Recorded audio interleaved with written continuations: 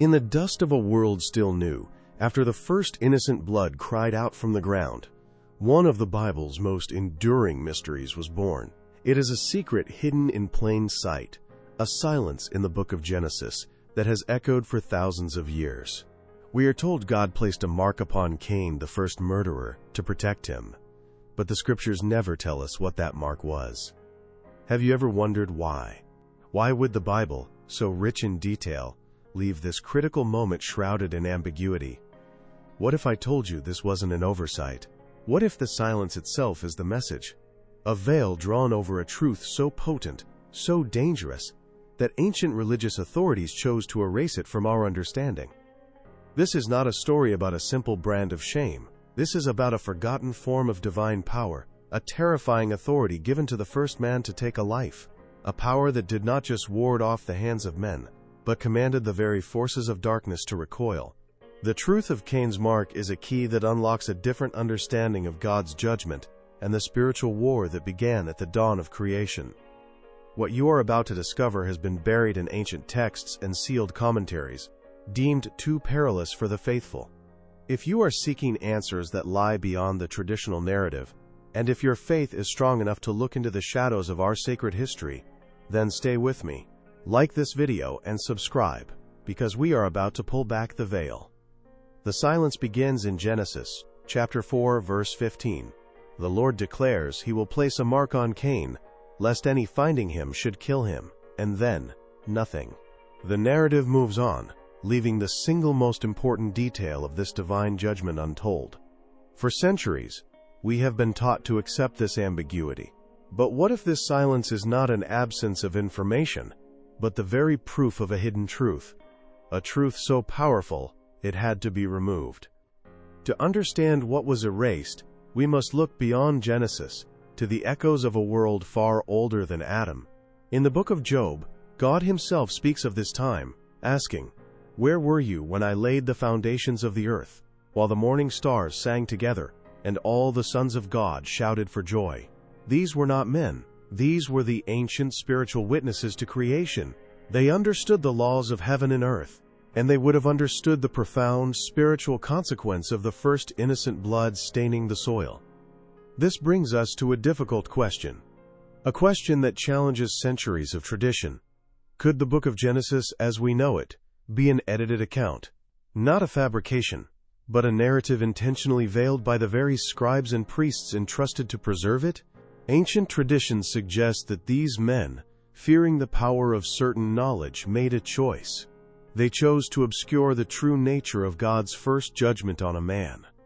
They feared that if the full truth of Cain's mark were known, humanity would not see a punishment, but a terrifying form of divine power, a power they might seek for themselves. The silence in the scripture isn't a void, it's a locked door. And for the first time in 2,000 years, we have found the key to unlock it. The truth of what that mark truly was, and why it was hidden, is far more staggering than a simple brand of shame. That key is not found in a lost gospel, but in ancient Jewish traditions that run parallel to our own scriptures. Texts like the Aramaic Targums, which were read aloud in synagogues for centuries. These were not hidden, heretical books. They were respected commentaries meant to clarify the very passages that seem obscure to us today. And on the subject of Cain, their testimony is staggering. They shatter the silence of Genesis. According to these ancient sources, including the revered Targum Jonathan, the mark was not a brand of shame burned into skin, it was something far more profound. They speak of a spiritual seal, a letter from the sacred name of God himself placed upon Cain. This was not a warning for men to see. It was a command for the spiritual world to obey. The first innocent blood had cried out from the earth, and this act of violence tore a wound in the fabric of creation, attracting ancient, predatory forces.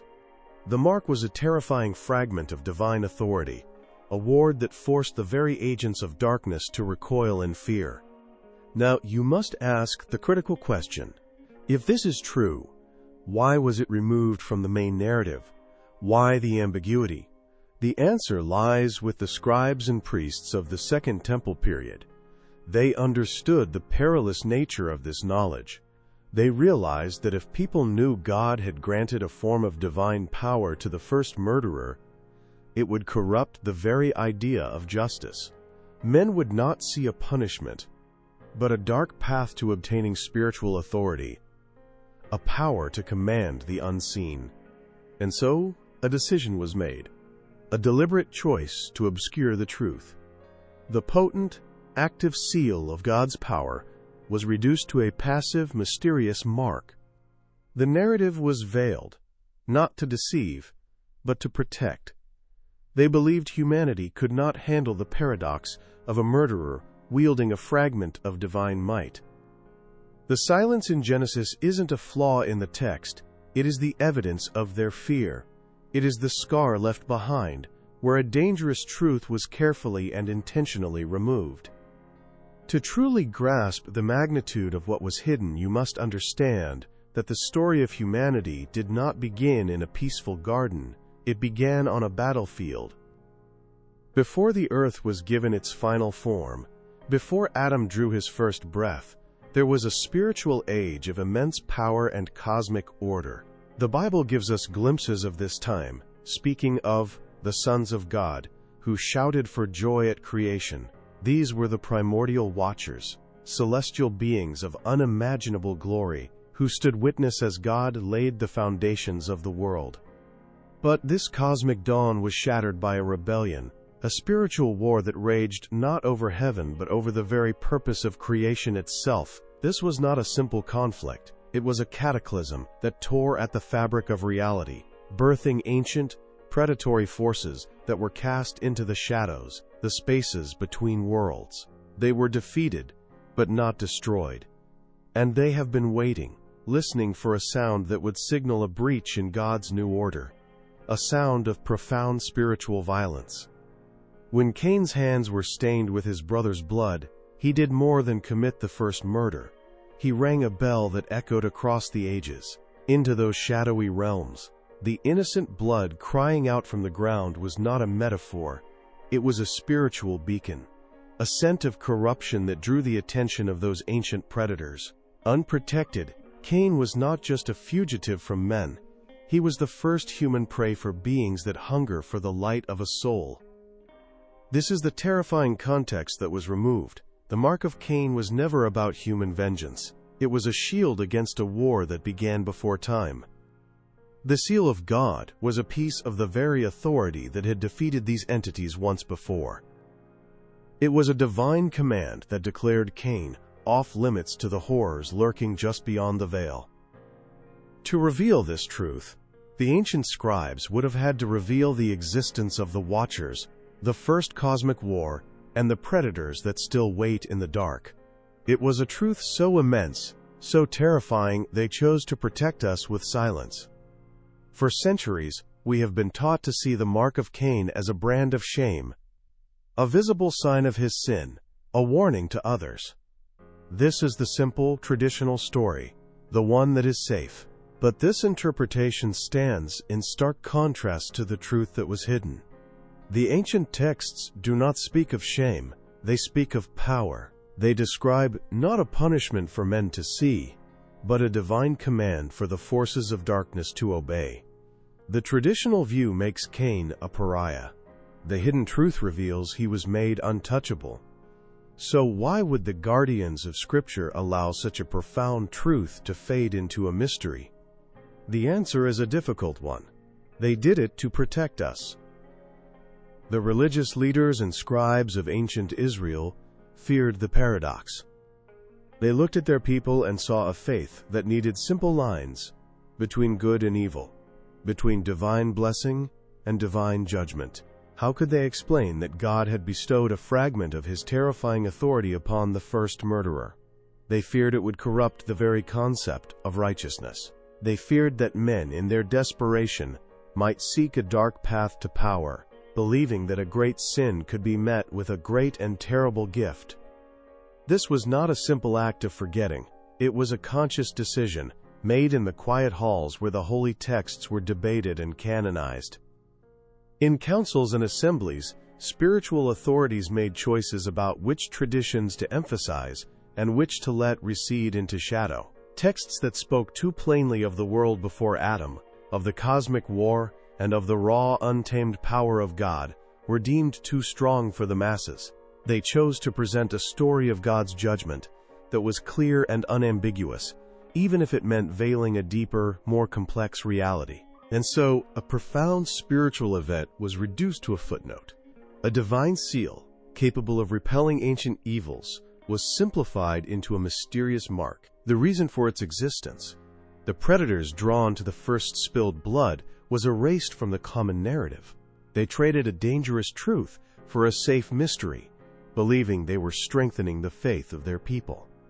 But in doing so, they severed our connection to a crucial understanding of the spiritual war that began at creation, and the true, awesome, and sometimes terrifying nature of God's authority. So what does this mean for you today, in a world so far removed from the dust of Eden? This revelation changes everything. It shatters the image of a simple, linear plan and replaces it with a dynamic, ongoing spiritual war. God's first judgment on man was not merely a punishment. It was a strategic move on a cosmic chessboard. It teaches us that God's actions are deeper and more complex than the simple stories we are often told. His justice and His power operate on a level that we are only now beginning to comprehend. Perhaps this knowledge was hidden for a reason. Perhaps it was sealed away until a generation arose that was spiritually mature enough to look beyond the veil without flinching. You, who have sought answers beyond the surface, who have felt that something profound was missing from the traditional narrative, you are part of that generation. This truth was not meant for those satisfied with a faith of simple comforts. It was preserved for those with the courage to understand the awesome and sometimes terrifying reality of God's sovereignty. We live in an age of shallow faith, where the raw power of the divine is often diluted into gentle platitudes. The spiritual battleground described in ancient texts has been replaced by self-help sermons, but you have felt the absence. You have sensed that the world is more than what we see, and that the stakes are higher than we are told. Have we traded the awesome power of God for a religion that asks nothing of us and offers no real defense against the true darkness that still lingers in the world? Understanding the truth of Cain's mark is not just a historical lesson, it is a call to awaken. It is an invitation to reclaim a faith that is unafraid of mystery, a faith that acknowledges the reality of the spiritual war that began before time. It is to know that God's authority is absolute, His methods are beyond our full understanding, and His protection is more powerful than we could ever imagine. This is the first step toward seeing the Scriptures not as a history book, but as a field guide to a war that is still being fought. But the truth of Cain's mark is only the first layer. It is the key to a door, and behind that door lies a secret far older and more profound than the first murder. A secret about the very ground on which Eden was planted. Have you ever considered that the Garden of Eden was not the beginning of God's creation, but a restoration? Ancient traditions speak of a world that existed before Adam, a primordial creation of pure light and perfect order. A world that was shattered. This forgotten creation was the first casualty in the cosmic war. Before the 6 days of Genesis as we know them, there was a spiritual age that ended in cataclysm. When the Scriptures say the earth was formless and void, and darkness was over the face of the deep, it was not describing an empty planet. It was describing the ruins of a battlefield. The Garden of Eden, then, was not a beginning. It was a sanctuary, a sealed environment, built upon the ashes of a fallen, older world to protect a new creation, humanity, from the lingering echoes of that first war. This changes our entire understanding of the fall. If Eden was a divine fortress, then the serpent was not merely a tempter. It was an infiltrator from the broken world outside. This raises a terrifying question, one that the ancient texts only dare to whisper. If the garden was a place of divine protection, what did Adam and Eve truly lose when they were exiled? They were not just cast out of paradise. They were cast into the very wilderness of spiritual predators that Eden was built to keep out. And so we must ask, What other truths about this first broken world have been hidden from us? The story of Cain's mark is not the end of the mystery. It is the beginning of the path. It forces us to look again at the flood, at the giants who walked the earth, and at the prophecies of a final restoration. Each of these events is a piece of a much larger puzzle, a puzzle that begins not in Eden, but in the forgotten age that came before it, a history that was intentionally erased. This revelation forces us to see God in a new light. He is not just the Creator who spoke a perfect world into existence from nothing. He is the divine restorer, building a sanctuary on the ruins of a battlefield. Genesis is not the story of a new project, but the reclamation of a fallen one.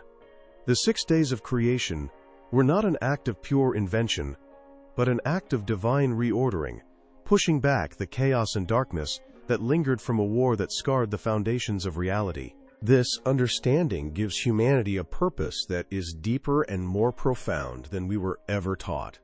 We were not created in a vacuum. Our existence is God's answer to that first, ancient rebellion. Adam was not simply the first man. He was the first soldier in a war of restoration, placed in a divine fortress and given dominion to reclaim what was lost. Every patriarch, every prophet, every act of faith throughout history is a continuation of that original mission, to bring God's light and order back to a creation wounded by a conflict that began before time. Some might fear that this knowledge weakens the foundations of our faith. They might ask, if this is true, why was it hidden? But this hidden history does not diminish the story of the Bible. It magnifies it. It does not make the sacrifice of Christ less important. It reveals exactly why it was so cosmically necessary. The cross was not just about forgiving the sins of man. It was the ultimate strategic victory in a spiritual war that has raged for ages. A definitive blow against the ancient forces that first rebelled against the light. Knowing this does not destroy faith. It forges it into something stronger, something that cannot be shaken by simple doubts. It is a faith for adults, one that acknowledges the terrifying reality of the battle we are in. Your search for these deeper truths is not a sign of doubt, but a sign that you are ready to understand the full scope of God's plan. This knowledge is the key, not to a forbidden secret, but to a more resilient, more powerful, and more awe-inspiring understanding of the God we serve. And this leads us to the final, most profound revelation of all, a truth so immense it reframes the entirety of Scripture. The plan of redemption did not begin in Eden after the fall of man. It was set in motion before the foundations of the world were ever laid. The cosmic war, the rebellion of the Watchers, the shattering of that first creation, God foresaw it all. The coming of a Redeemer was not a reaction to Adam's sin. It was the purpose for which creation was permitted to continue. The Apostle John was shown this very truth, writing of the Lamb, slain from the foundation of the world. With this key, the book of Genesis transforms. It is no longer the story of a perfect beginning that went wrong. It is the story of a divine counteroffensive. The 6 days of creation were not the first act, but the second. They were an act of divine reclamation, of God pushing back the darkness and chaos left behind by that ancient war to establish a beachhead, a sanctuary called Eden. Adam was not created for a life of ease. He was placed in that garden as the first steward of a restored world, a warrior king meant to extend God's dominion back over a wounded creation. The fall was not the end of a perfect story. It was the first tragic battle in humanity's chapter of this ancient war. Every secret we have uncovered points to this one, ultimate truth. The terrifying mark of Cain was a temporary shield, a shadow of the true protection to come. The flood was not just a punishment, but a cleansing of the earth from the spiritual corruption that had infiltrated it. The patriarchs, the prophets, the entire history of Israel. It is the story of God, preparing the world for the arrival of the ultimate champion. The one whose blood would speak a better word than that of Abel. Not a cry for vengeance that summons predators, but a cry for mercy that redeems the world. This is the hidden architecture of our faith. It is the understanding that Christ was not plan B, he was always the center of the plan. The entire biblical narrative, from the veiled truths in Genesis to the final victory in Revelation, is the unfolding of this one magnificent cosmic purpose. The spiritual war is real, the stakes are eternal, but the victory was secured before the first star was ever placed in the heavens. This knowledge was not hidden to weaken your faith, but preserved for a time when you would be ready to grasp the true, awesome, and glorious scale of God's eternal plan for redemption. Take a moment and let this settle in your spirit. The story of our faith is not a simple line from a garden to a cross. It is a vast, ancient, and epic saga of a cosmic war, a divine restoration, and a Redeemer promised before the world began. These are not just forgotten details. They are the very foundations of a stronger, more resilient faith. A faith that is not afraid to look into the shadows of history and find the unshakable light of God's eternal purpose. For centuries, these truths remained sealed, locked away in ancient texts and veiled by the silence of tradition. They were preserved, not for the faint of heart, but for a generation of believers like you, a generation seeking the full counsel of God, hungry for the profound realities that lie just beneath the surface. Today the veil has been pulled back, not to create doubt, but to build a faith so strong it can withstand any storm. If this truth now burns in your heart, a fire of revelation that changes how you see the Scriptures, then let it be known. Like this video, subscribe to our channel, and activate the bell so you are notified every time we uncover another hidden truth. And now, for those who wish to partner with us on this journey, we have a members area. When you become a member, you bless this work and help us continue producing edifying and revealing content like this. We know we are not alone in this search. We are a global family of believers seeking a deeper walk with God. Let us know where His Word is reaching by telling us what city you are watching from in the comments below. Thank you for walking this path with us. May the Lord bless you and keep you, and may your eyes be ever open to the wonders of His truth.